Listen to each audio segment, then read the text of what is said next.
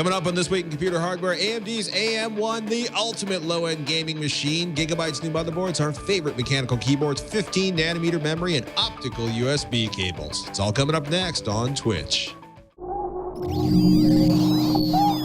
Netcasts you love. From people you trust. This is Twit. Bandwidth for Twitch is provided by CacheFly at CACHEFLY.com.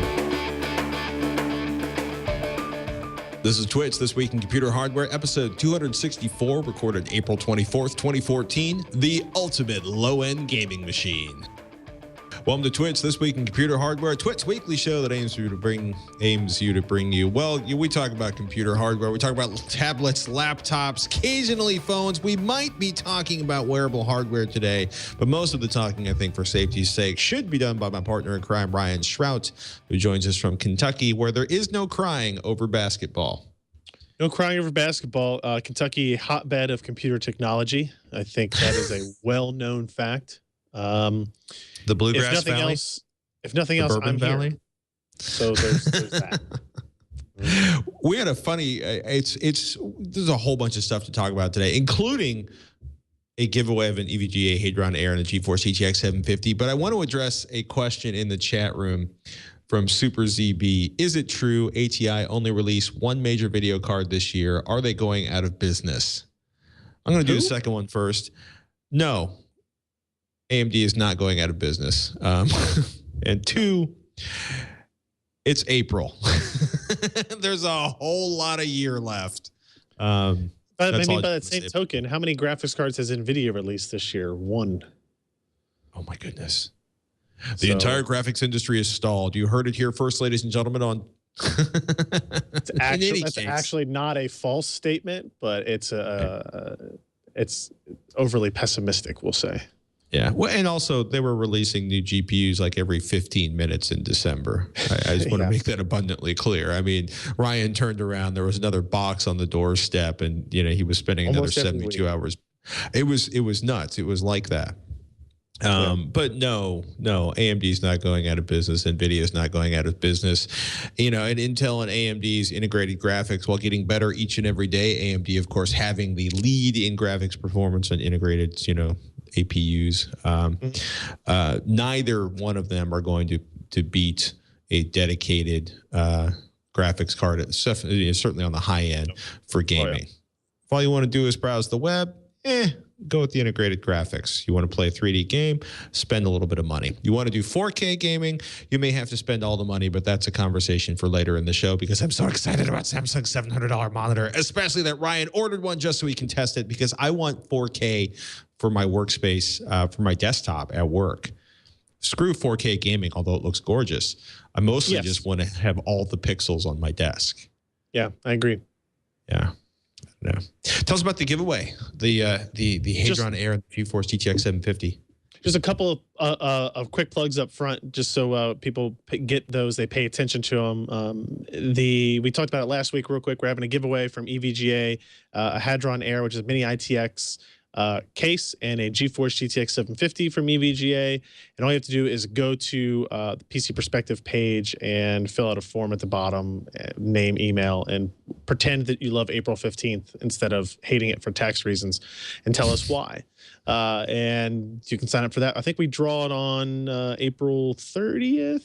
Yeah, we're gonna do that. So you've got another week to enter for that. The URL, it's an easy one, is bit.ly/PCPerContest01. all lowercase to make it easy. And then the other thing was our forum group does these virtual LAN parties that are actually really, really cool, right? So the idea of a LAN party is something that, I don't want to say it's outdated, but it's much less common than it used to be. You used to have to lug your computers around to somebody's house or to a huge event in order to get good bandwidth between you and your competitor or your friend or whoever was going to play games with you. Now, with the speed of broadband and ubiquity of voice chat and stuff like that, the ability to do a virtual LAN party, which is a LAN party where everybody sits in their house in their underwear or whatever you want to do, is entirely possible. On May 3rd, Saturday, May 3rd, all day, starting at like 10 a.m. Eastern. We're having our 6th virtual LAN party hosted by the PC Perspective forum group.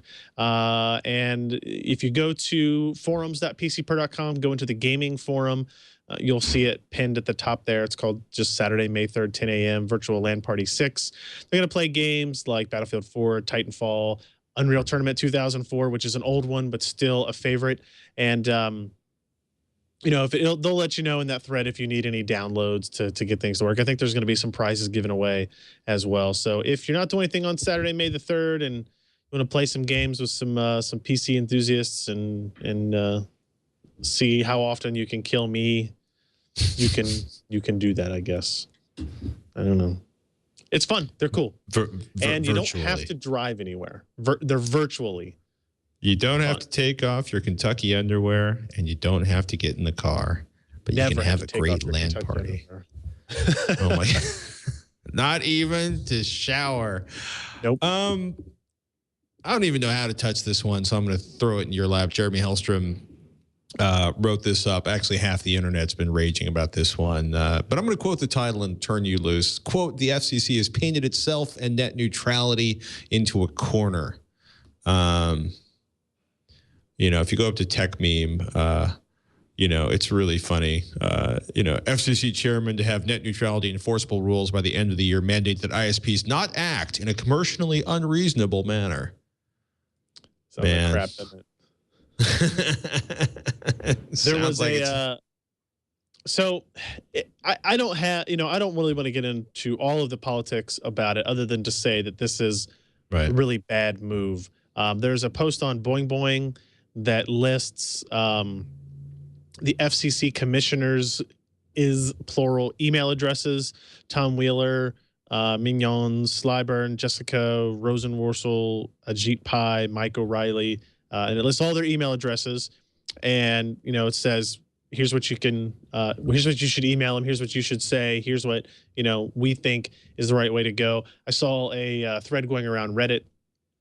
There was a explain like I'm 5, I think, going on about explain what's so bad about what they're doing and what we can do as an average person to help. And you know, they would say, call your local, you know, whoever your congressman or woman is, whoever your representatives are, and they had very specific wordage that you should give. I think it was that they should declare commercial ISPs Title II or under the Title II categories of the FCC, which means that they would be treated just like phone calls. Internet traffic would be treated like phone calls, where you are paid to carry the signal, but not to modify it or change it in any way. So I don't consider myself overly activist in nature most of the time. But we know we've had conversations about this in the past, and I've seen a lot of Twitter conversations going on. And the truth is, if it were not for honest and open internet, I would not be able to do what I do. You would not be able to do what you do. The Twit network would probably never not be able to do what it does. And I would never have started down that path. The fact that I could create a website for free for nothing, and people didn't have to pay to look at that, or people didn't have to pay to look at my website faster than, say, Tom's Hardware that could afford to pay ISPs a small amount of money or something like that. Whatever, you know, I'm not throwing anybody under the bus or anything, but the fact that we're small and we can compete with anybody is what allows not just us, but things like Netflix streaming to be around, that, you know, that these things can innovate and be attempted without huge amounts of money. It is very important to the continued development of the ecosystem. So if you have the time, and I think you should, write these emails, call the person. A phone call, I've always heard this, a phone call is worth way more than an email in a letter, right? Well, I mean, they have to pay somebody to answer the phone. Right. Well, a phone call or a registered letter or something. If you want to learn more about what's sort of going on here, because it's a very, some people might say, well, it's an intellectual shift, which is a big deal. An intellectual shift is the difference between freedom and slavery, because, you know, I'm a little more prone to getting up on my soapbox and ranting than Ryan is, and I'm not going to do that because it's a hardware show. But Stacy Higginbotham over at GigaOhm is very reasonable, very well researched, and she has a very good article titled "The FCC Doesn't Want to Destroy Net Neutrality, but It's Going to Anyway." Part of it's because, the courts basically told the FCC they had to, throw out the laws they wrote on net neutrality and start over again. What was once unreasonable discrimination now becomes commercially unreasonable. The situation is a little more toothless than it was before. And I think if you enjoy having novel and exciting new features brought to the internet or services, or just don't want to basically have Verizon and Comcast and AT&T decide what you can watch and when you can watch it, you should probably call your Congress critter. It's also really interesting to take a look at what's going on with the Aereo case in the Supreme Court right now, which in some ways is about a company that wants to take over-the-air broadcast and distribute it, and has figured out, a legal loophole-y kind of way of doing that, but is also getting to an argument about how it could dramatically impact services like Dropbox and Box.com and some of the other ones. It's a big deal. The really serious, sort of internet freedom activists are basically pointing out that a lot of really big companies with very little moral motivation towards making the internet a better place for anybody other than their shareholders have a lot of clout. They're spending a lot of money in DC, and they're spending a lot of money on lawyers. And get yourself learned up on this, and contract your Congress critter and tell them you don't want to. You would like the internet to be the internet and not a place where large companies can go to rip money out of you. Oh no, they turned off my internet and they've replaced me with a sign. Oh no. Oh my goodness. Anyway, let us go back to the subject of hardware. You can probably actually hear the screaming sound of power tools in the background of my current location. AMD's AM1 platform, an Athlon 5350 with GTX 750 Ti, 1080p at under $450. Are we talking like 1080p gaming for $450, dude? Yeah, maybe I should have been more specific in that title. It's not 1080p video playback for under $450 because that's obviously something we've done for a long time. This is kind of like a continuation of the experiment we did a few weeks ago where we looked at the Athlon X4 760K and the Pentium G3220. And we were trying to build like a super low-cost PC that could do 1080p gaming very reasonably. Josh did a review of the AMD AM1 platform. We talked about that last week as well. Athlon 5350. It's a Kabini processor, quad core, very low cost, $65 processor for the top end part, and $35 for the motherboard that we used. And we had all this. We had this kind of sitting here. I mean, like, hey, this has a PCI Express slot on it. Let's see what it does if you put in a mainstream video card. One of our favorites over the last several months was the GTX 750 Ti.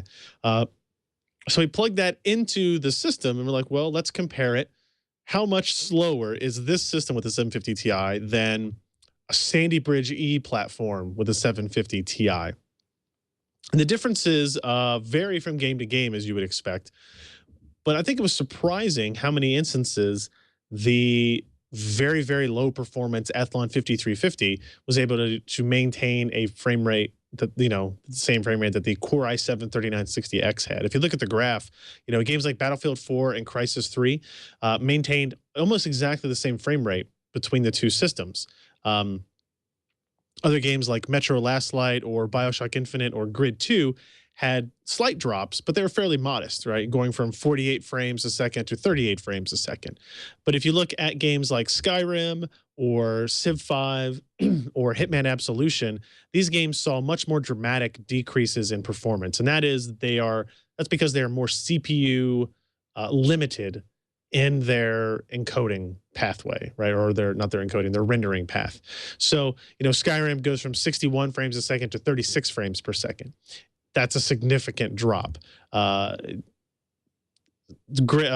Absolution goes from 46 to 29, right? So those are some pretty big jumps. But like I said, there were other cases where with this platform, you could absolutely play BioShock Infinite at 1080p on ultra presets at 50 frames a second. You could play Grid 2 at 38 frames a second. You could, match the same performance at just about 30 frames per second with the Core i7-3960X. It was kind of an interesting experiment. And the whole platform, processor, motherboard, graphics, memory, hard drive, power supply, case, you could pick up for $440 on Amazon when we publish this. It might be a little bit more or less now.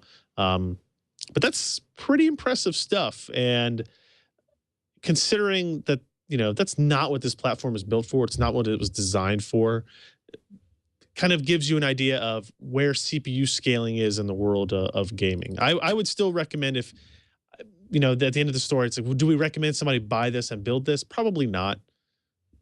I would still rather see people focus on getting that Athlon X4 or that Pentium G3220. They're much better processors for other use cases, and they'll give you a little bit more leg room kind of going forward for PC gaming, even at 1080p. So, and it's about $50 more expensive or something like that. So I think those give you a better, I don't know, a performance base maybe. But I mean, it's funny, this Athlon 5350 platform, it has USB 3, it has SATA 6, it has like all the features that you would see in a kind of a mainstream DIY class motherboard, but it's $35. Doesn't have all the bells and whistles, of course, but it's $35, which is interesting. That's just crazy. And you guys retested this with a 60-watt power supply? Yeah, Josh did. He looked at it with a, like, I forget, it's not a 60-watt power supply. It's like an AC adapter with a converter, like the converter PCB that gives it a regular ATX converter. Right. Yeah. And I think he got we kind of compared it to what was the power consumption using that versus if you use like an actual power supply. And the idle power consumption dropped from 23 to 12 watts, which is, that's a 50, it's a 100% drop essentially. And 12 watts idle is pretty awesome for a platform like that. That's not using discrete graphics, of course. And then I think at load, it was only pulling 29 watts. With the integrated graphics. When we tested with the 750 Ti, it only drew like 82 watts total. Right. So there are AC adapters that go up that high. I don't know. I don't have any of them, but you could, in theory, I mean, I've seen plenty of the Alienware 17 and 18-inch laptops that have bigger AC adapters than that. So you could definitely do it. And were you playing around with Mantle and the NVIDIA 337.50 scaling on the AM1 also? Yeah, it was kind of the platform of the week for us at PCPer.com. Another thing that we wanted to look at was Mantle, AMD Mantle API, as well as NVIDIA's 337.50 driver that claims to improve DX11 efficiencies. They always talk about lower end platforms will see the biggest benefit. Well, there's no lower end gaming capable platform than the Athlon 5350, which we just talked about and demonstrated. So we did the same testing on it, only this time we used like a 750 Ti and a 260X to kind of test the comparisons. And it was really interesting numbers. The 750 Ti had, actually, if you just go ahead and scroll down to like the third graph there, that's the combined results. It has the red and blue bars on it. You can kind of see a summary of all of the data. The red bars indicate the pre-optimized results, which is AMD running DirectX and NVIDIA running DirectX prior to the 337 driver. And then the blue bar is post-optimized. So that's with Mantle and with a newer 33750 driver. And what you'll see is the red to blue changes there are the improvement you get by going from DirectX to Mantle or going from 335 to 337 driver set. And there's actually, some significant advantages there. Even with the Core i7-3960X, you're getting pretty good boosts, right? On the 750 Ti, you're going from 33 to 40 frames per second. That's pretty noticeable. On the low end systems though, I mean, look what the 260X is able to do. It's able to jump from 13 frames a second to 25 frames a second in the Star Swarm demo. This is not an actual game. It's really a benchmark. It's kind of meant to demonstrate the capability of CPU threadedness on Mantle API. But even NVIDIA, without a new API, sticking within the confines of DirectX 11, was able to go from 15 to 23 frames per second in that same instance with the low end platform. So this kind of, shows us that both methods can work. And I think my summary was that AMD Mantle has the highest ceiling of potential performance improvement, but NVIDIA has the most addressable area, the most addressable software that they can improve on, right? Because every game is using DirectX 9, 10, or 11. Very few games are using Mantle. So in the instances where Mantle can be better, it will likely be significantly better than what NVIDIA can do in terms of performance improvement, not necessarily raw performance. What NVIDIA can do is they can counter that with, well, we can improve 25 games in a single driver release. You can't necessarily do that with Mantle. So it's an interesting back and forth about, which direction is better. Why would you do one versus the other? And I think it creates, I don't know, it just shows that both methods can work. And it's really up to developers and really just developers to decide how that goes. If everybody adopts Mantle, then I think it will be kind of like an avalanche type thing. Mm-hmm. If 4 are doing it, then 8 are doing it, then 16 are doing it, that's a dramatic change. If it stays in the half dozen developers or so that are actively releasing titles using Mantle, then I think it's difficult for them to make any significant headway before the DirectX 12 release next year. But interesting kind of selective data to present, right? We had lots of people in the comments saying, hey, test this card with this processor combination or stuff like that. And it's like, that's not really the point of what the story was. This is best case scenario improvements for both AMD and NVIDIA platforms. And I think, it made a good case for both. So hopefully more developers will adopt them and everything will be more awesome until DirectX 12 comes. Yeah. It makes everything different. Maury wrote up for PCPro.com, Gigabyte's latest generation or the next generation motherboards. I love this. The biggest difference between their new board lines and existing Z87 motherboard lines is how they are differentiating the different board series. Gigabyte will have a total of 4 board series in their new product lines: normal series motherboards, gaming series motherboards, overclocking series motherboards, and black edition series motherboards, because you can't fragment your market too much when you're shopping for motherboards. They went out to go see them and they said, we have 34 new motherboard SKUs. And I went, oh my God, you've got to be kidding me, right? Like, that's 34 from one company. And we're supposed to, as reviewers and, disseminators of information, learn about not just Gigabyte, but Asus and MSI, and then going down the line to ASRock and the other guys. And everybody's going to have a similar amount of motherboard options out there. And it's crazy. It's crazy. Why do you need 34 motherboards at this point? It's a good question. So I asked them that, and almost every instance I see them, and they say the truth is they wouldn't make it if they weren't being sold. And sometimes, some of those SKUs are meant for system integrators only, right? Some big system integrator says, we want this feature, but not that and that to save cost. So they'll build a SKU. And then in a lot of instances, the different regions will say, well, we're already making it. We might as well sell it the retail channel too. Let's give it a different name. Different regions will have other, like Gigabyte in China has very specific requests for what they want on a motherboard. Whereas in North America, it's very different. So they'll have all those different SKUs available for those. And then once they're being developed, it's very simple. And again, kind of like what I just said, the other region will go, well, that's okay, I guess. Yeah, let's see if we can sell that over here too. And so you get this kind of piling on of different options, right? And you get boards that look so similar and they have such similar feature sets. It gets very complex when going to select a board, even for us, right? Even when I'm standing there with all the executives and the product managers, and I go, so I'm looking at these two boards. They look the same. They got the same coloring. They got the same. Oh well, that one doesn't have a PLX chip on it. It's only dual GP or dual SLI and Crossfire, and that one will do 3 and 4-way. It's okay. You can't see that physically, but that's maybe an important to know. Well, it's funny. Like it's interesting that the black edition is going to be their high end edition, right? And stress tested for 168. Oh no. No, that Really? I don't agree with their marketing on this one. But the Black Edition, which is a branding that Asus uses to represent the highest edition, Okay. and several other, I think a couple other companies do the same thing. For them, the Black Edition is an identical product to a board that already exists in another segment. Right. But, however, this board has been run through 168 hours of stability testing. Right. Every single board is going to run through 168 hours of kind of burn in, I guess, if you will. Right.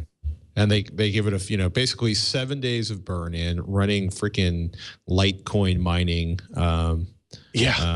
Gets a full 5-year warranty, enhanced heat sinks, because enhanced heat sinks. But it's funny. I said top of the line because I was assuming these would be the most expensive. Gotcha. Because they would have to basically they're assembling a PC on these boards, running them for a week, then if it survives, taking everything off and sending it to you. And giving you a full 5-year warranty. It's so I'm assuming the normal series is the entry level boards. The overclocking series are talking about like real-time overclocking features. So are those not going to be available on all the motherboards? Because it's funny, like notable overclocking series board features include 4-way AMD Crossfire and dual card NVIDIA SLI support. Overclocking DIMM switch bank to enable disable individual DIMM slots, PCI Express switch bank to enable disable individual PCI slots and lanes. And I love the idea you can sort of start manually shutting down PCI slots. You don't have to worry about them screwing things up. Real-time application of overclocking settings and BIOS.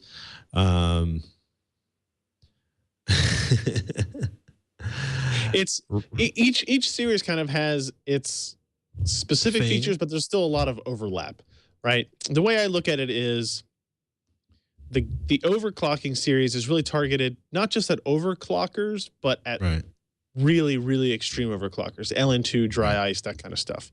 The Black Edition is for the stability side. The gaming series is going to have, multi-GPU support. It's going to have the cards that have like the PLX chip for three-way and 4-way cards, maybe better audio configurations. But like the Black series will have one of the gaming series boards in it, and it'll have one of the one of the standard series boards in it, right? But that's just been tested, burned in, right? So it's the same exact product. It's just been tested differently. And then the base models are, just kind of that, but there are still going to be some high-end normal series, ultra durable series, whatever they call it, that have a lot of features there, including like mini ITX, full size ATX, and it still gets very, very complicated. But things like, I think the BIOS between all series is going to be essentially the same. So I think as with the case with the Z87 platform, for the vast majority of people, a base level motherboard is going to supply all the features you need, right? Unless you're looking for more than 2 cards of multi-GPU, unless you're looking for something like Thunderbolt, unless you require Wi-Fi, unless you need more than 6 SATA ports, the chances are, the $170 to $140 motherboard with, the Intel's next generation processors and chipsets is going to be just fine, right? And we'll know soon because we have a ton of motherboards coming in for testing. So we'll be able to tell you, right? But don't buy a motherboard until Ryan and the crew have tested them all. All 700 motherboards currently being sold in the United States. You will never buy a motherboard if you wait for us to look at all of them. It is impossible. And even if it were possible, it would drive me insane. So yes, it would. I was laughing, like opened up one of the windows and an Amazon ad popped up and said 30% off SSD drives. So I click on it because I'm pathological that way at this point. And I'm like almost hitting the instant buy button for a 500 gigabyte Samsung 840 Evo series drive, 500 gigabytes, $256. And then I remember that's actually not really that much on sale because right next to it is the 1 terabyte drive for $454. And AMD 290s are back down to $430 and are available. I'm just so excited. I just don't need all that performance right now, but I want it. I want the precious. Of course. Never settle forever. Radeon Gold reward, Radeon Silver reward, Radeon Bronze rewards. Scott wrote this up. AMD has been taking PC gaming very seriously.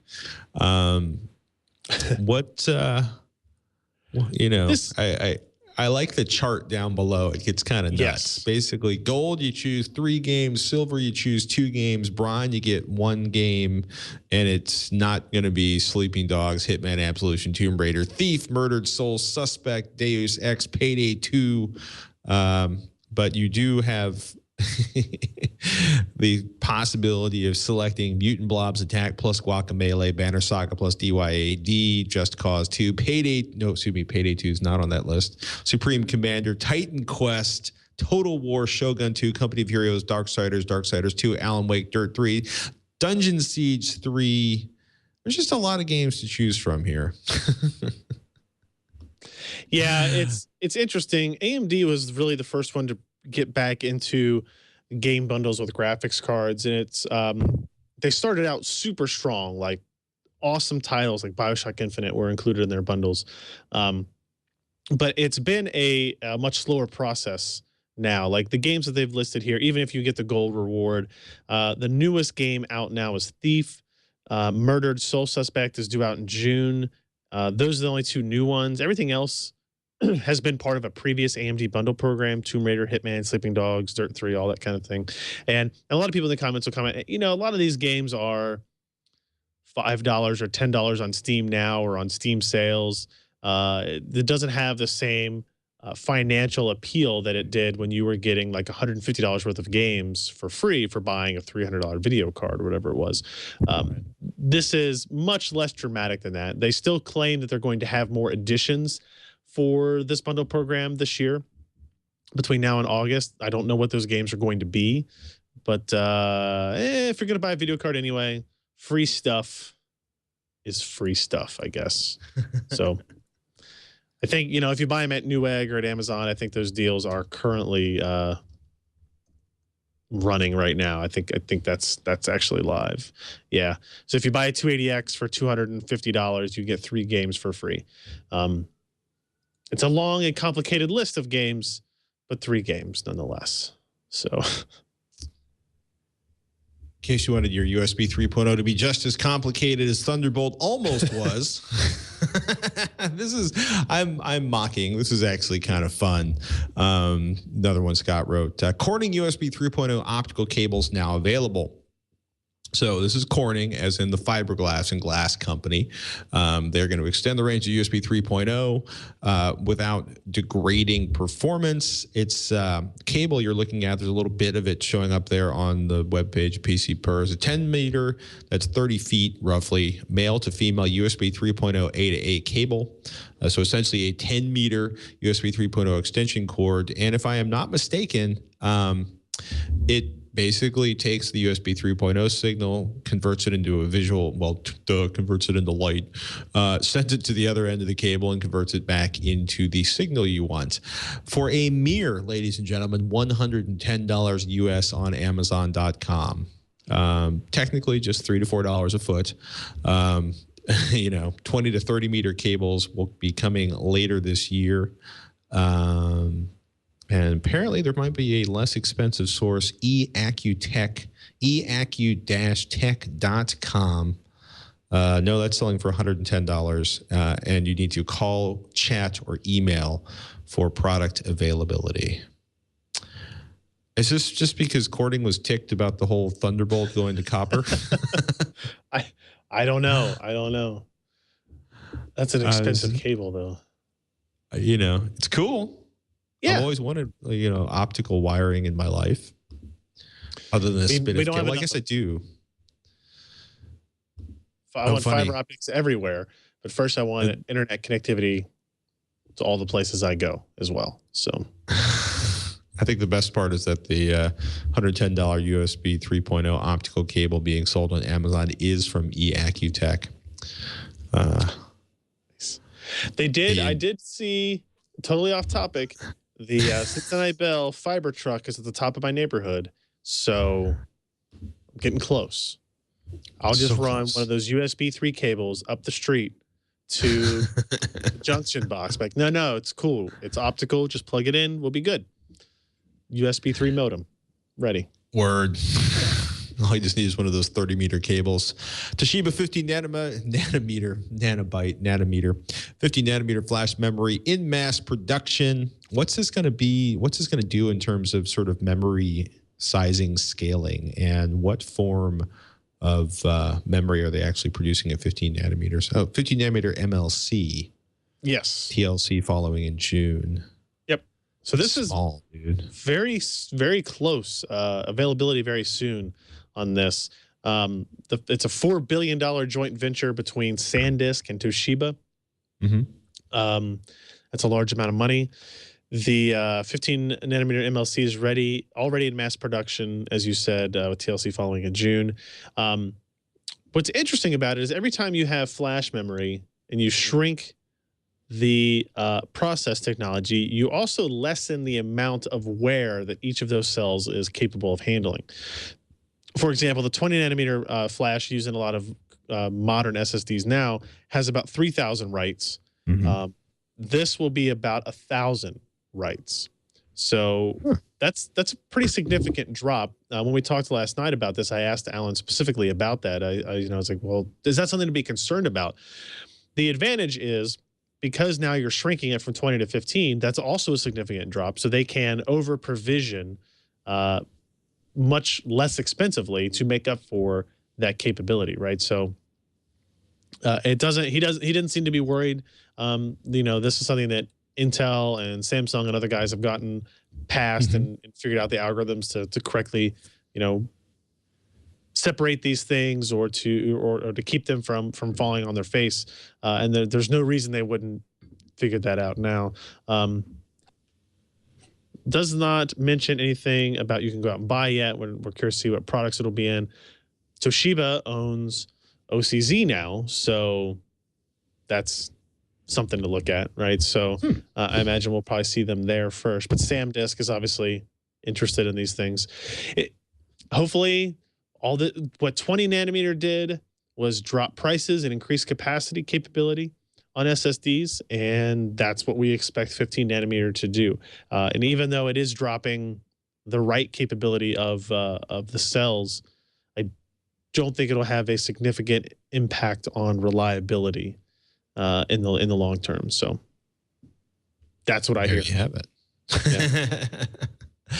Twitch, TWICH at twit.tv is the email address. We always enjoy receiving your questions, but can't answer each and every one, but we do try to answer a whole bunch of them. We got an email from Paul about continued hybrid storage solution options. He writes, I'm looking to step my hard disk drive performance in my mini ITX system.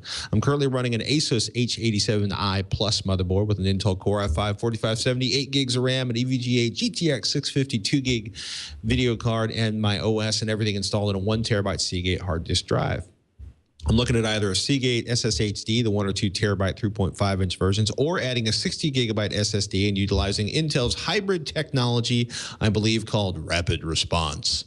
I know that a full-blown SSD as my main drive would be better performance, but I cannot afford a 1 terabyte SSD yet, and having to manage swapping programs and stuff from one drive to the other is too much of a PITA. That's pain in the ass. For those of you who don't speak acronym, I tried to Google Intel Rapid Response to see how it fared, but could not find a lot of people talking about it. What do you think? It feels like that technology, the caching technology, that not just Intel had been working on. I don't know if it was RST or SRT, rapid storage technology, or SRT was something else. Whatever. Intel it was Smart one of those Response, rapid storage technology. response.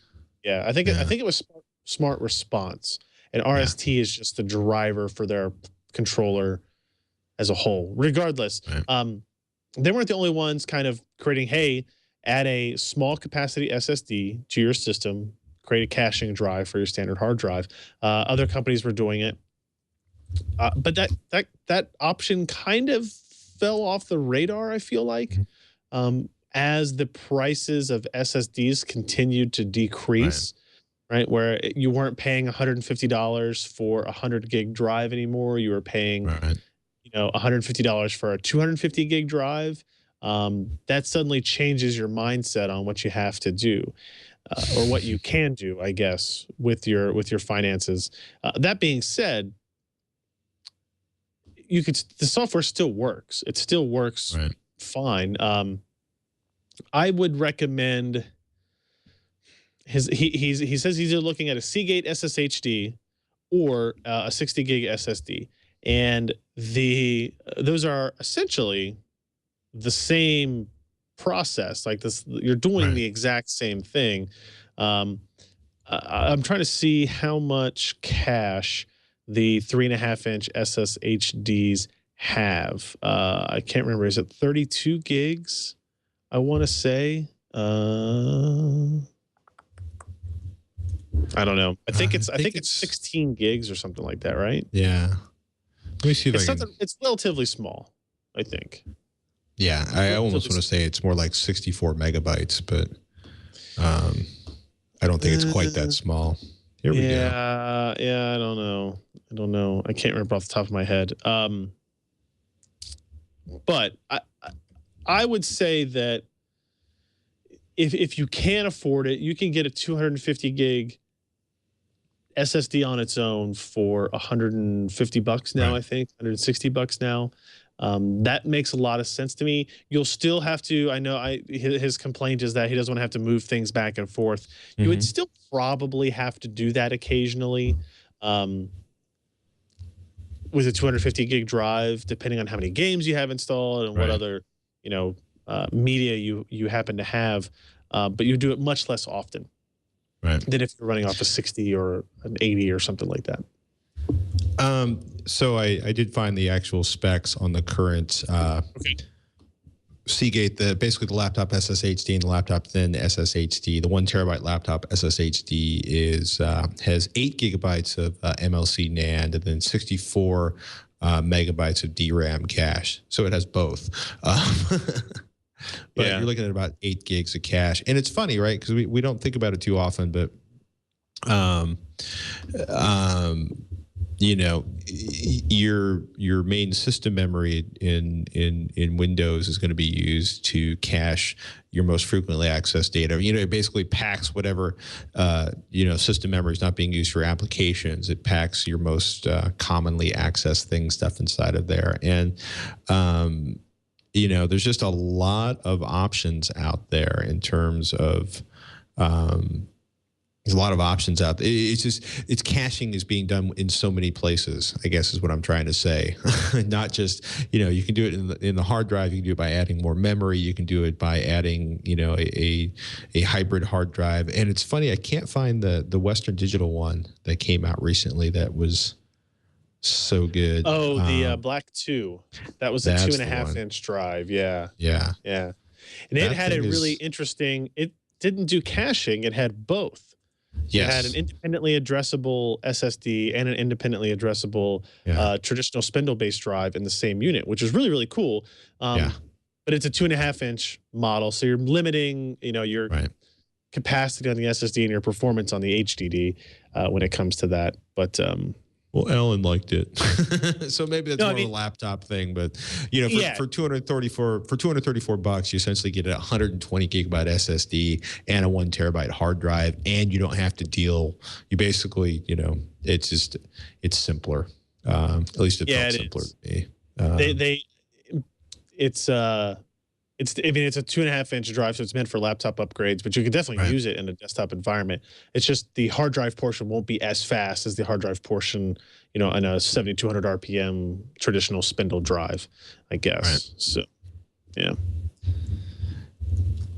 Got an email from Neil about clicky keyboards. He says, yo, Patrick, Ryan, LTL, FTW, longtime listener, first-time writer. I hear you talk about clicky keyboards a lot and would like to have one myself, but I need one with a Windows key, which I use many times over the course of a day. I see several websites that sell this type of keyboard, but which do you recommend? After all, I listen to the show because I value your opinions. I want a quality keyboard that's going to last, not a cheapie that I will regret wasting my hard-earned dollars on.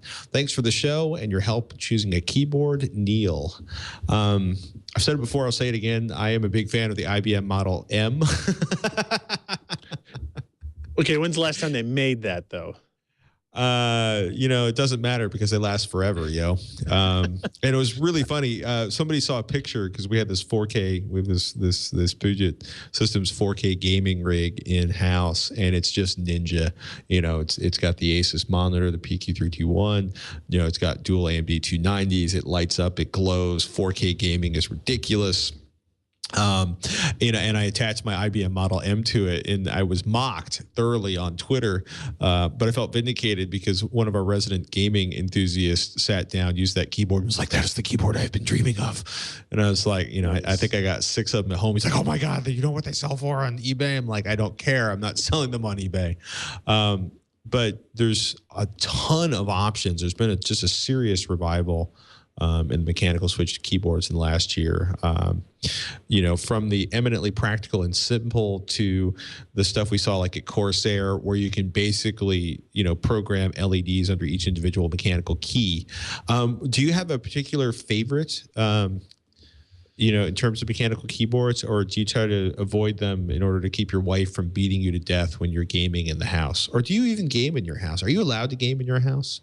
I go upstairs. I'm put away when I do that. We use a lot of different keyboards here. My current favorite is actually technically not a mechanical. It's an what's that? Electrostatic something. It's the Topper, TOPRE keyboard. What the hell's the name of it now? I can't remember. What it's called. It's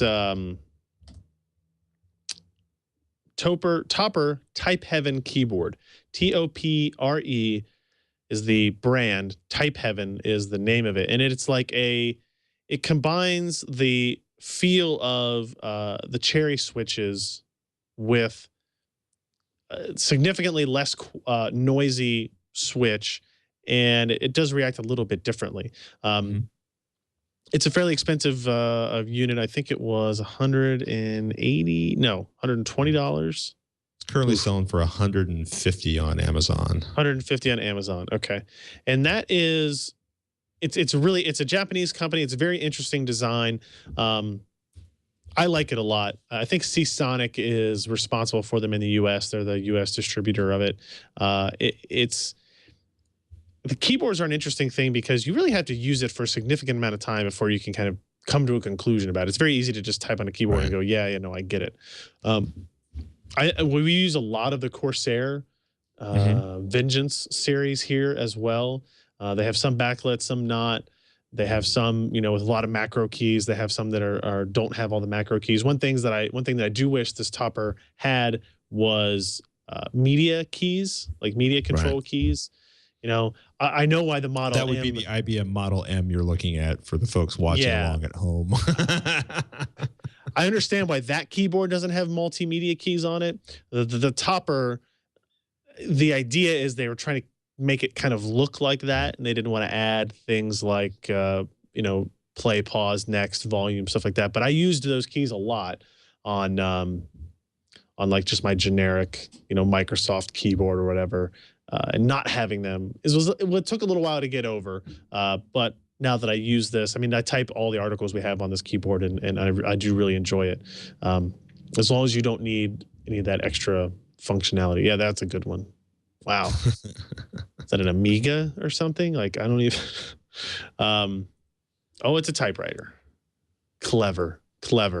So that would be my specific suggestion, would be the Topper.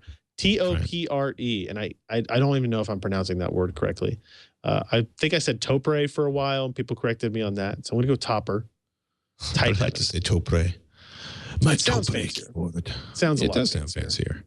I know a lot of people who sort by the DOS keyboard, and I can't decide if that's because they really, really, really like the idea of having the option to buy a keyboard that has no markings on any of the keys. I do. I think that's pretty cool. I would like to see that for sure. It's kind of funny. If memory serves, there's a whole Reddit guide to buy mechanical keyboards. PC Mag actually earlier this year did a really good top 10 best gaming keyboards, because it's funny because there's most of the switches people are using from Cherry, black, brown, blue, and red keys all have a different feel while you're typing. Yeah. It's one of those things where you can get really deep really quickly. But yeah, Razer does a pretty good job. I've heard good things and bad things about Rosewell, which is Newegg's house brand. They're either going to last really, really well or not. If you want to see the sort of the most unhinged keyboard ever, except of course for the Corsair one we haven't seen shipping yet, that will allow you to do the dancing, glowing keyboards. I had forgotten about this one, Logitech's G19S, and I want to make sure they still make that one, because it's basically has sort of an LCD panel that nests in the top of the keyboard, that is customizable, and it is. I can't decide if it's really awesome or completely ridiculous. And in the world of gaming, wow, that's a lot of stuff. you and I, like, I'm using. Or are you writing? Well, it's funny. Like, a lot of people I know are using the DOS keyboard, which is very understated. I'm using the IBM Model M because I still think it's the finest keyboard ever. And then you've got the G19S, which has a color game panel LCD, so you can basically monitor stuff, and you can change the color on the backlighting on the keys. This is one of those areas where things have just gotten incredibly complicated. But yeah, Toper, IBM Model M's, DOS keyboard, Razer, the G19 if you're completely unhinged, and I highly recommend that write-up up at PCMag.com. I think that's, unless the chat room, is the chat room still with us, or did they all wander off? Oh, I did have another question that somebody brought up, unrelated to keyboards. Okay. Have you done any of the testing with that WRT 1900? I have just started doing testing. Okay. It's kind of funny. It's difficult for me. I realize I'm going to have to buy another $200 router to test it against, but that's a whole nother conversation I don't want to get into right now. So fire it up, dude.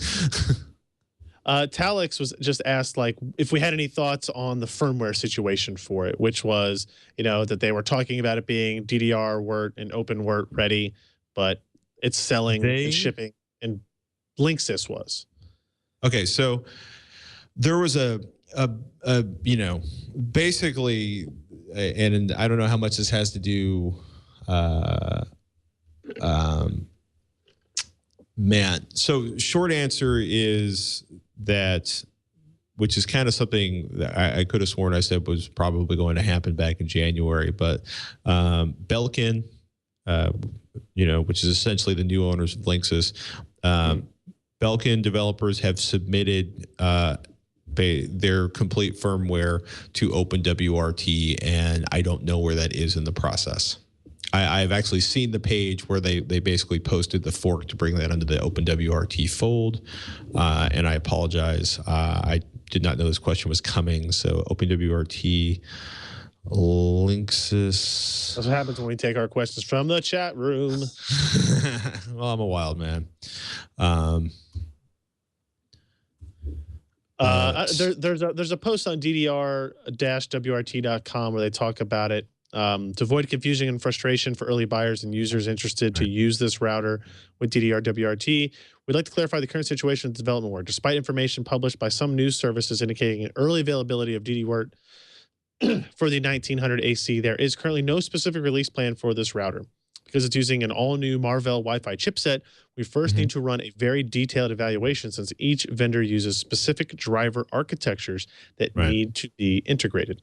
We're in talks with Belkin, but there are a couple of issues, like missing documentation and sources, to be solved before we can make a decision to support the WRT 1900 AC. Yeah.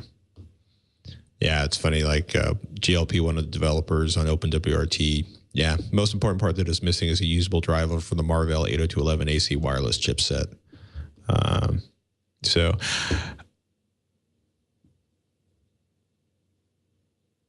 it looks like oh, nope, there you are. I mean, it's interesting because, like, I understand what people are, it's funny, Linksys, or the Linksys that is owned by Belkin, that is the remains after Cisco beat the hell out of Linksys after purchasing them, want this to be open source friendly. And the OpenWRT community was really angry that they basically said it was going to be OpenWRT ready and didn't talk to them a lot before CES. I can see that being an issue. Yeah. So the OpenWRT team basically says they believe the claims to be premature and unfortunately misleading. I like to think that Belkin will move forward and try to make this happen. In any case, it's a pretty serious router, and it has to be for the amount of money they're charging. $250 on sale still puts it at $20, $30 less, or excuse me, more. The discounted $250 price still puts it at like $30 more than any, of the retail prices I've seen for its competitors from Asus and Netgear. Pardon me while I try not to sneeze. And there's a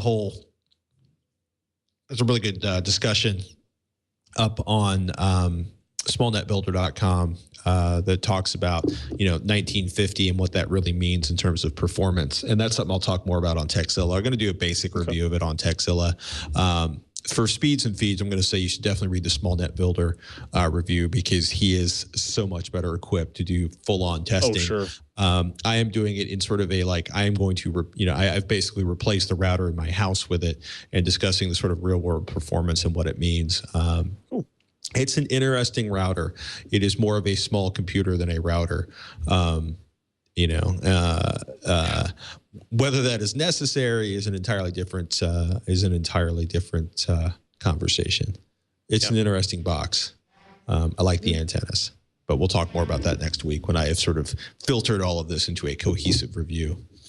Gotcha. Gosh, cool. It does look familiar. So, yeah, it's interesting. I forgot how much I don't enjoy network testing. Yep. Now you've been reminded.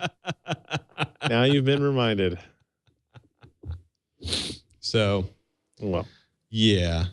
Cool. Oh my goodness. Anyhow, thank you all so much for listening and emailing and chatting and tweeting. I'm at Patrick Norton. He is at Ryan Schrapp. PCPro.com is the place where you can find Ryan's amazing work each and every day. Any big things you can talk about that aren't under NDA at this point? We will have a look at 4K gaming with 2 Radeon R9 295X2 graphics cards on Monday. So $3,000 worth of video cards at 4K, 4 AMD Hawaii GPUs, and we'll see what it does. I don't know. Maybe I had to use 2 power supplies for a while to power it. I had to use a 1200 watt and a 750 watt power supply to power the system. So it was an interesting couple of hours while I was making sure I wasn't going to fry anything when I did this. Right. And I was turning the power supplies on in the right order because they're expensive video cards. But we'll have that up on Monday. And then coming up, not before the next show, but all those motherboards that we've been talking about, the Asus MSI Gigabyte, they're all coming out with motherboards. So new platform launches are imminent. Ladies and gentlemen, you heard it from the man himself. I'm going to try to stay out of too much trouble with the latest router from Linksys next week, and I've got some audio gear, because apparently I've been doing a lot of audio gear lately. And just to bring it back to the homemakers in the audience, because I know you're out there, I am testing a $50 bulk printer ink system that I bought off of Amazon. Because, when you turn around and realize you've spent $300 on ink on a printer in 6 months, you think to yourself, there's got to be a better way. So printer testing is slightly more enjoyable than network testing. Is it?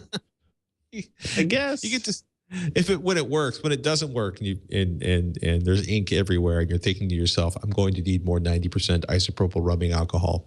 Yeah. And my hands are going to look like, the rainbow cake decorating kit for the next week. Then it's not so fun. But at the moment, it is enjoyable. But it's really funny to have like a giant collection of tanks sitting on top of your printer with cables running around to go inside full of ink. So the printer is going to have to be put in a place in the house where the 2-year-old cannot get anywhere near it, or the 2-year-old will be rainbow colored. My wife will be very angry. So that said, man, you buy ink in bulk, it is a lot cheaper than buying it in cartridges. So, and then I died on camera with my boots on. I'm Right Patrick Norton. I'm Ryan Patrick. I'm sorry. Let me try that one more time. I'm Patrick Norton. Don't do it again. I talked over you again. Oh my goodness. That's it for this episode of Twitch. Thank you all so much for listening. I'm Patrick Norton. I'm Ryan Schraub. We'll see you next week on Twitch.